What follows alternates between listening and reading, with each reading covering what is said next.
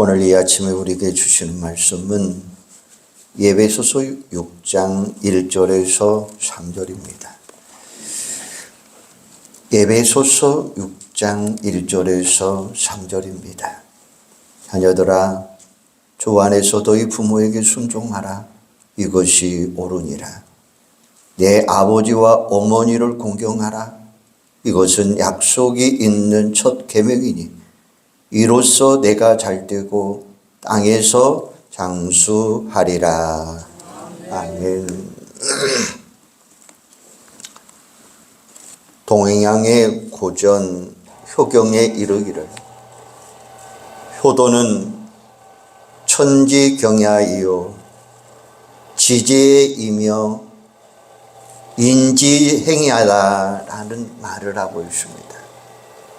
이 말을 해석해 보면 부모에 대한 효도는 하늘의 경 곧 법이요 땅의 의며 사람이 마땅히 행할 바니라 라고 말씀하고 있어요.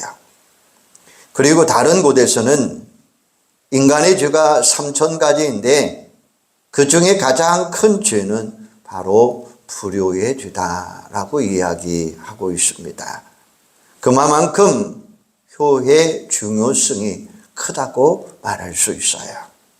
그러나 그 어디에서 강조하는 것보다 더 강조하는 것은 바로 성경에서 말씀하고 있는 효에 대한 명령입니다. 성경은 부모에 대한 효를 강조함으로 끝나는 것이 아니라 전능하신 하나님의 절대 명령으로 나타내고 있습니다. 즉 효도는 인간이 당연히 해야 하는 정도가 아니라 하지 아니하면 안 되는 명령이다라는 말씀입니다. 기독교에서 가장 귀중하게 여기는 십계명에서 하나님은 부모에 대한 효를 명령하셨습니다. 출애굽기 20장 12절에 보면 내 부모를 공경하라. 그리하면 내 하나님 여호와가 내게 준 땅에서 내 생명이 길리라 라고 말씀하셨어요. 그런데 이 십계명은 하나님께서 자기 백성들이 이 땅에서 지켜야 하는 계명 중에서 가장 큰 계명입니다. 다른 많은 계명들도 있지만 그 중에서 하나님을 향하여 그리고 인간을 서로 사랑하라며 가장 기본이 되고 가장 중요한 계명들을 십계명에서 요약하면서 명령하고 있습니다.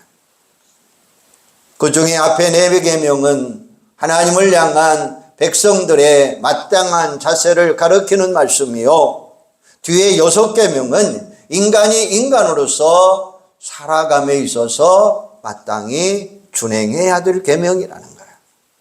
그런데 인간을 향한 계명 중에 첫 번째가 바로 부모에 대한 효도를 말씀하고 있어요.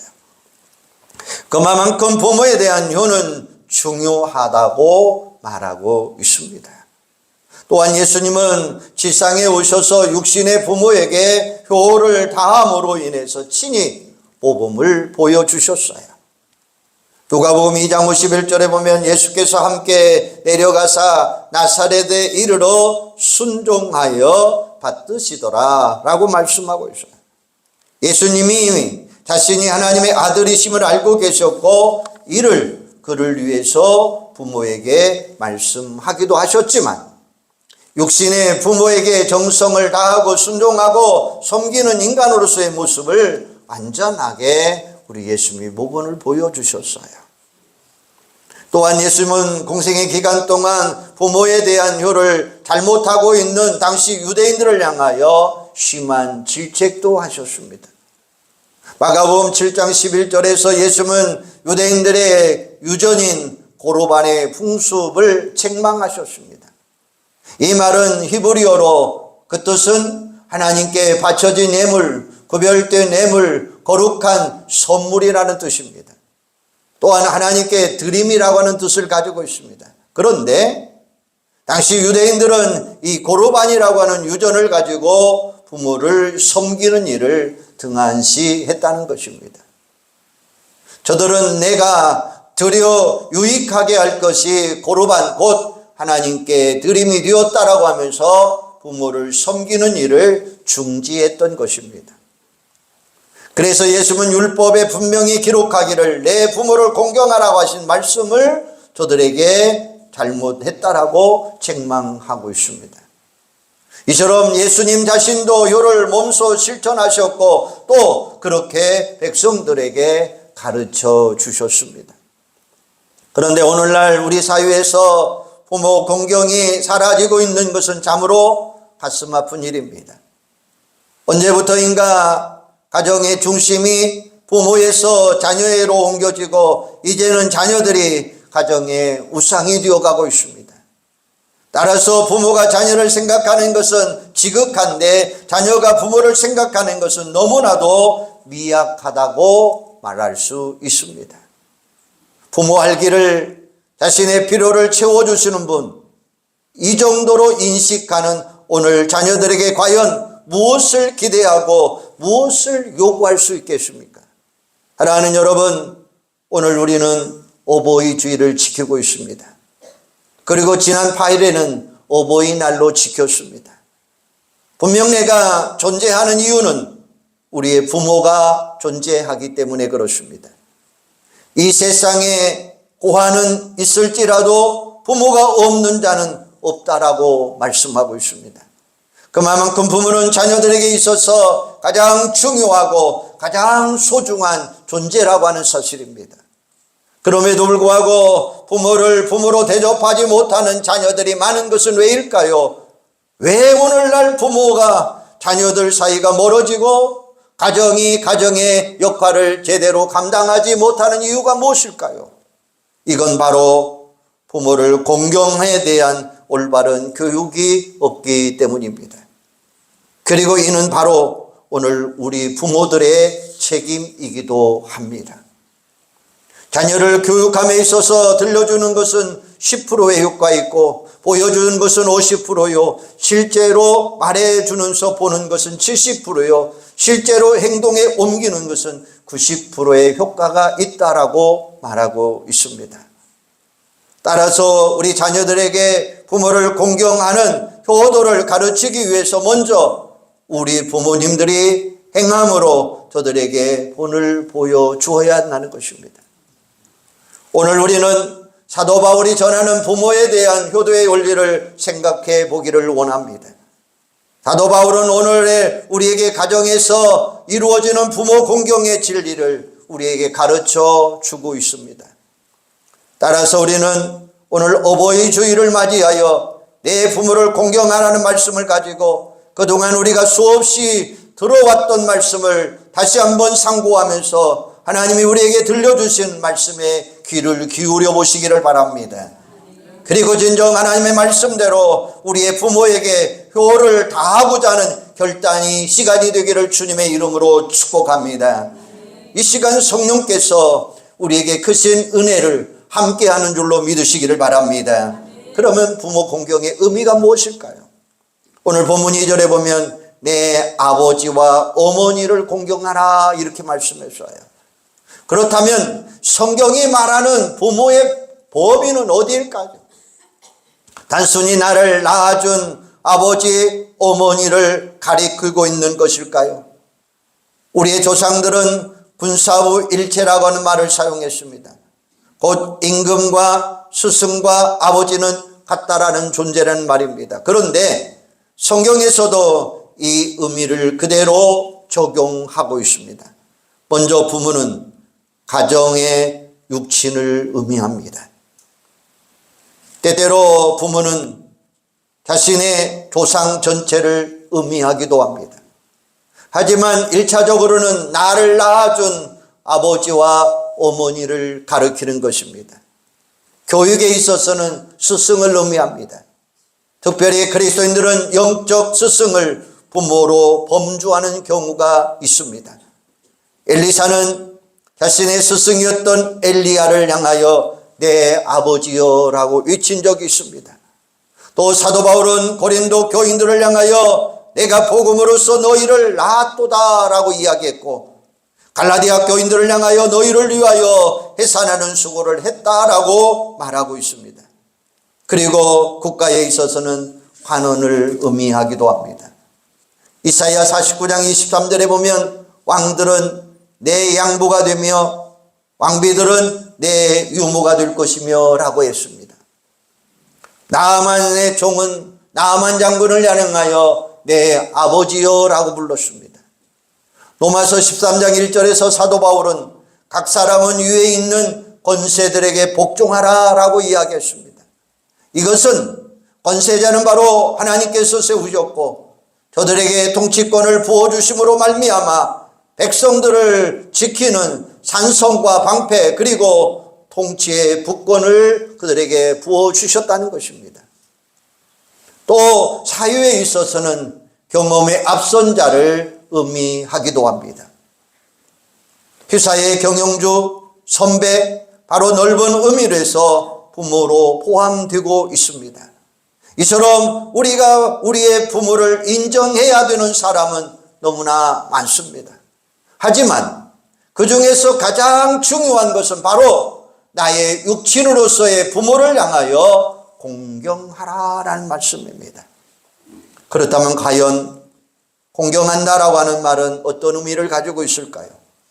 공경이라고 하는 말을 사전에서 찾아보면 공손하게 섬긴다라고 하는 말을 가지고 있습니다. 그리고 이 말은 간에서 나온 말이에요. 이는 히브리인들이 인체의 장기 중에서 간을 가장 무거운 것으로 생각했기 때문입니다. 이 간은 우리 인체의 일부분입니다. 사람의 뱃속 오른쪽 횡격막 아래쪽에 위치하고 있는 젓갈색의 소화기관의 두 개의 간엽과 쓸개를 가지고 있습니다. 그리고 이 간의 무게는 체중의 약 50분의 1 정도입니다. 어찌 보면 지극히 작은 것일 수도 있어요. 하지만 이 간은 인체에 있어서는 없어서를 아니 되는 지극히 중요한 것입니다. 이 간이 하는 일이 뭘까요? 몸에 필요한 물질을 저장합니다. 우리 몸에 들어오는 동물이나 몸 안에 있는 독소를 해독하는 작용을 합니다. 소화에 절대적인 필요한 담즙을 만들어서 쓸개에 보관합니다. 노폐된 적혈구를 파괴함으로 해서 피를 맑게 만드는 작용을 이 간이 하고 있다는 거예요. 이처럼 간은 인간의 생명과 직결되는 역할을 감당하고 있습니다. 곧 우리의 생명 그 자체를 의미하고 있는 거예요. 또 인간은 간이 없이는 그 생명을 유지 없다는 사실을 생각한다면 그 간의 중요성이 얼마나 큰가를 우리는 발견할 수가 있습니다. 따라서 우리가 부모를 공경한다 이 말은 자신의 부모를 간과 같이 받들며 섬기라라는 말씀입니다. 우리 인체에 간이 중요하듯이 부모를 중요하게 생각하라는 말씀입니다.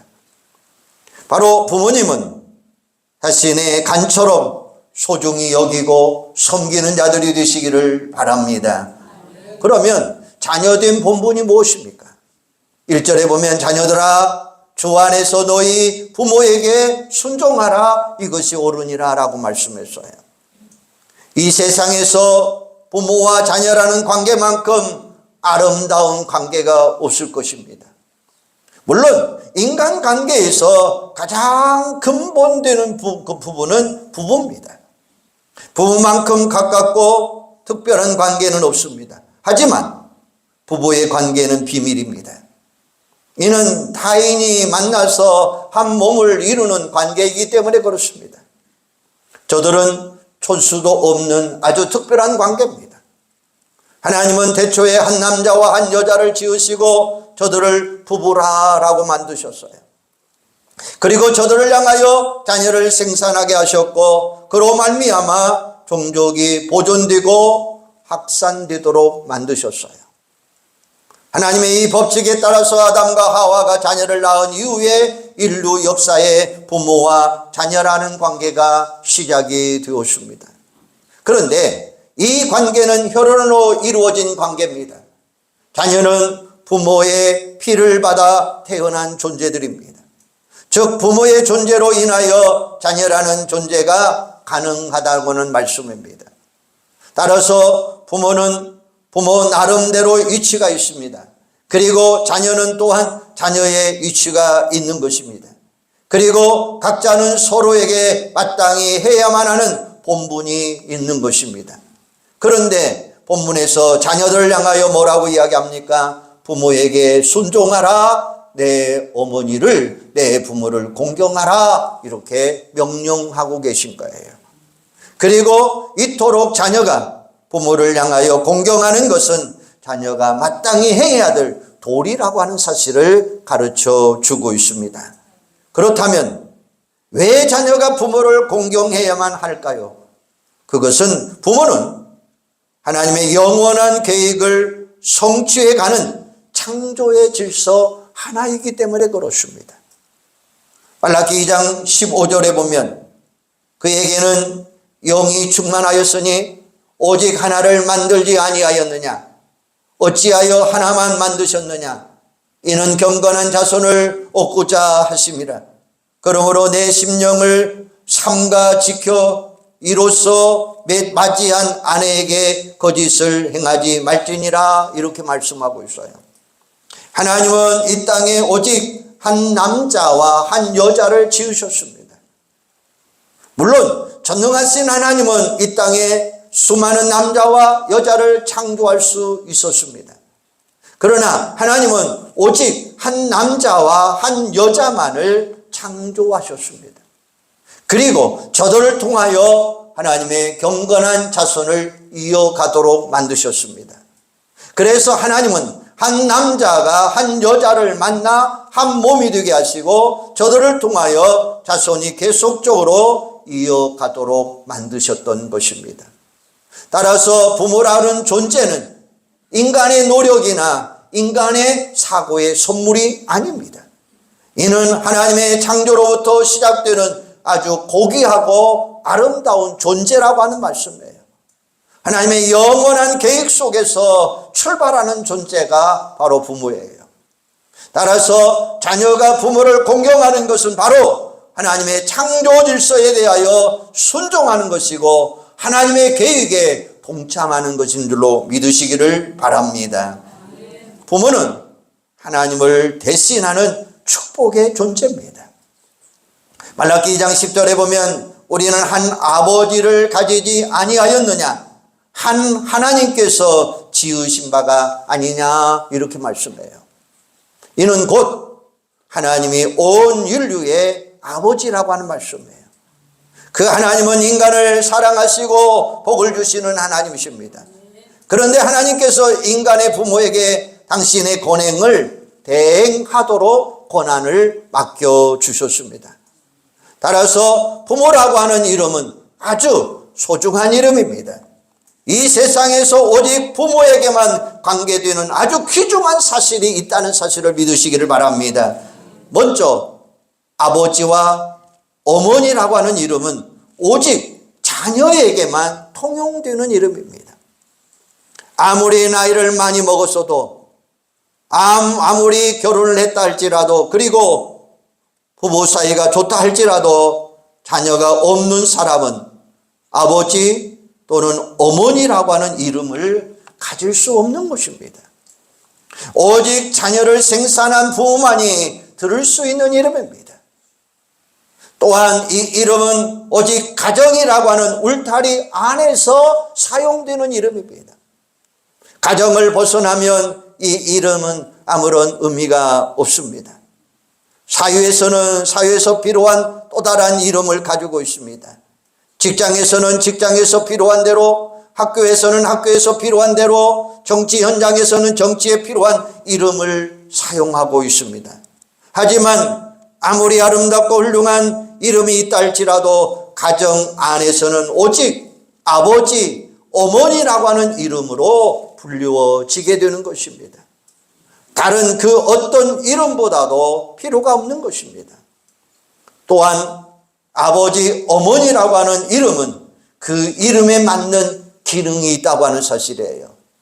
바로 그 기능은 뭐냐? 첫째는 왕적인 기능을 가지고 있습니다. 이는 자녀를 양육하고 다스리는 기능입니다.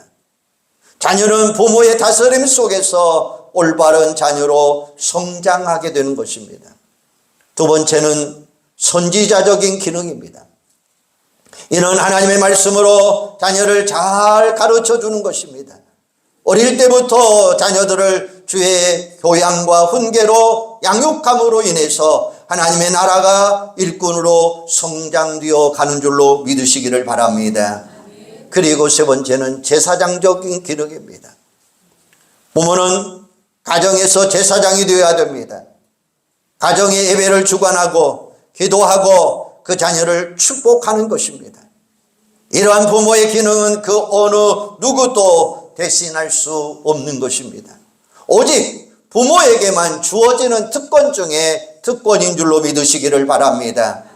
따라서 부모가 자녀들에게 이 기능을 발휘하지 않는다면 그 부모는 이미 부모로서의 역할을 감당하지 못하고 있는 거예요. 그래서 구약의 족장들은 자기 자녀들을 축복하는 일을 인생 최고의 축복으로 생각했습니다. 그리고 저들 부모의 축복은 하나님의 약속과 복으로 여겨졌습니다. 이처럼 부모는 하나님을 대신할 수 있는 대리자의 역할을 하고 있습니다. 따라서 자녀는 부모를 공경해야만 합니다. 마치 하나님을 경유하듯이 부모를 경유하고 사랑하고 섬기시기를 바랍니다. 부모의 축복을 받고 자란 자녀가 성공할 수 있고 형통할 수 있다는 사실입니다. 따라서 자녀가 부모를 공경하는 것은 마땅하고도 마땅한 자녀의 도리요 본분인 줄로 믿으시기를 바랍니다. 그 다음에 하나님의 약속이 있습니다. 본문 2절 3절입니다. 우리 같이 한번 읽어볼까요? 본문 2절 3절입니다. 같이 읽읍시다. 내 아버지와 어머니를 공경하라. 이것은 약속 있는 첫 계명이니 이로써 내가 잘되고 땅에서 장수하리라. 아멘. 출애굽기 20장 12절에 보면 내 부모를 공경하라. 그리하면 내 하나님 여호와가 내게 준 땅에서 내 생명이 길리라. 신명기 5장 16절에 보면 너는 내 하나님 여호와께서 명령한 대로 내 부모를 공경하라. 그리하면 내 하나님 여호와가 내게 준 땅에서 내 생명이 길고 복을 누리리라. 이렇게 말씀하고 계셔요.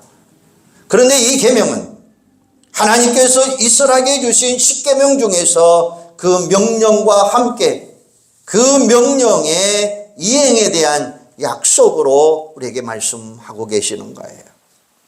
바로 부모를 공경하라는 하나님의 명령에는 그 명령을 이행하는 자에게 하나님의 분명한 약속이 있다는 거예요. 본문에서 사도 바울은 하나님의 약속을 두 가지로 제시해 놓고 있습니다. 한번 따라서 해 주시 바랍니다. 잘 되는 복. 오늘 본문에 보면 3절에 보면 내가 잘 되고 이렇게 말씀하고 있잖아요. 여기서 잘 된다라고 하는 이야기는 원문의 의미는 복이 된다라는 말을 가지고 있습니다. 그래서 그 뜻은 형통하다라는 말씀입니다. 거침이 없다는 말입니다. 막힘이 없다라고 하는 말입니다. 만사가 물 흐르듯이 형통한다라고 하는 뜻을 가지고 있습니다. 두 번째는 기쁘게 한다라는 뜻을 가지고 있어요. 즉 모든 일이 잘 되고 마음이 유쾌해지고 행복해진다라는 말씀입니다. 바로 우리가 부모를 공경할 때 하나님은 우리에게 복을 주시고 우리 인생의 길에서 형통케 되는 놀라운 역사가 일어날 수 있다고 하는 사실입니다. 우리 생각과 우리의 생활에 있어서 행복을 누릴 수 있다는 것입니다. 그리고 이 복은 바로 하나님 자신이 약속하신 축복이라는 말씀이에요.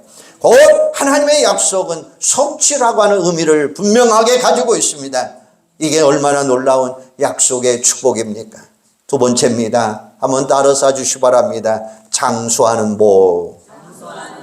3절에 보면 땅에서 장수하리라 라고 이야기하고 있어요. 십계명에서는 내 생명이 길리라 이렇게 말씀하고 있습니다. 바로 부모에게 공경하는 우리의 육신의 생명이 길게 된다라고 하는 말씀이에요. 또한 이는 개인의 장수로 끝나는 것이 아니라 대대적인 복을 의미하는 것입니다. 즉 부모를 공경하는 자의 후손이 대대적으로 길어지는 역사가 임하게 될 줄로 믿습니다. 성경에 보면 이것을 실증하고 계시잖아요. 엘리의 두 아들은 부모의 말씀을 거역하다가 전쟁에서 죽고 말았습니다. 그리고 그의 후손도 얼마 못 가고 그의 가면도 다 멸절되고 말았습니다. 압살롬은 아버지 다윗을 반역하다가 자녀도 없이 죽고 그 대가 끊어지고 말았습니다. 하지만 아브라함의 말씀에 끝까지 순종하는 이삭은 여호와 이레의 복을 받았습니다. 그리고 그는 하나님의 약속의 자녀의 축복을 받게 되었습니다. 부모의 심부름으로 도단까지 가는 요셉의 발걸음은 하나님의 선민을 살리기 위하여 애굽의 총리가 되는 길을 걸어가게 된 줄로 믿습니다. 아버지 이새의 명을 따라서 형들에게 심부름을 가는 다윗의 발걸음은 이스라엘 역사의 왕이 되는 발걸음이 된 줄로 믿습니다. 선조 요나답의 명령에 대를 이어 순종한 내갑 자손은 하나님의 축복을 받은 자손이 되었습니다. 또한 장수의 복은 사회적으로 그리고 국가적으로 흥황케 되는 복을 이야기하고 있습니다. 바로 이는 효도하는 자녀들이 흥황하는 곳 사회와 나라의 흥황은 분명하게 직결되어 있다고 하는 사실입니다. 이처럼 부모를 공경하는 것은 곧 나 자신이 잘 되는 길이라고 하는 사실입니다. 부모에게 효도를 다하는 것은 곧 자신이 복받는 지름길이라고 하는 사실을 믿으시기를 바랍니다. 하나님은 자기 부모에게 효를 당하는 백성들을 결단코 버려두지 아니하시고 그에게 복을 주신다는 사실을 우리에게 약속하고 계시는 거예요. 사랑하는 여러분, 부모에 대한 공경과 효는 어떠한 이유가 있어서가 아닙니다. 다만 그분들이 나의 부모라는 사실 하나만으로도 우리가 그분들에게 최고의 공경, 최고의 사랑, 최고의 효를 다해야 될 줄로 믿습니다. 또한 인간이 인간다운 삶을 살기 위해서 가장 중요한 것은 바로 나를 낳으신 부모에게 효를 다하고 그를 사랑하고 섬기는 것입니다. 사람이 자기 부모를 제쳐두고 아무리 훌륭한 일을 한다 할지라도 그는 사람의 본분을 다했다고 말할 수 없을 것입니다. 따라서 우리는 부모에게 효를 다해야 될 줄로 믿습니다. 바로 우리 인간들이 만들어낸 윤리가 아니에요. 이는 영원하신 하나님께서 우리에게 명령하신 축복이라고 하는 사실입니다. 그리고 이 명령은 선택 여지가 없습니다. 오직 아멘으로 순종하시기를 바랍니다. 그 명령에 하나님의 약속이 들어있다고 하는 사실입니다.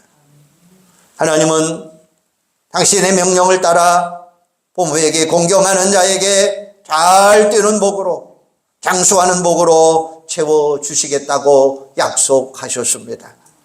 우리 모두 하나님의 명령에 따라 부모에게 효를 다하는 복된 성도들이 되시기를 주님의 이름으로 축원합니다. 기도하겠습니다. 하나님, 은혜와 사랑을 감사합니다. 하나님은 자기 부모에게 효를 다하는 백성을 결단코 버려두지 아니하시고 그에게 복을 주시겠다 약속하셨습니다. 아버지 하나님, 우리는 부모들에게 최고의 공경, 최고의 사랑, 최고의 효를 다하는 저희들이 될 수 있도록 역사하여 주시옵소서.